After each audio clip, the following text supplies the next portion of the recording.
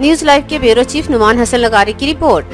मीरपुर खास press club की governing body के इलेक्शन में कामयाबी की मुबारकबाद का सिलसिला जारी। उन्नड़ इत्तेहाद के अरकान ने आजाद रियासत अखबार के एडिटर मोइन कमाली को इनके दफ्तर पहुंचकर इलेक्शन में कामयाबी की मुबारकबाद दी,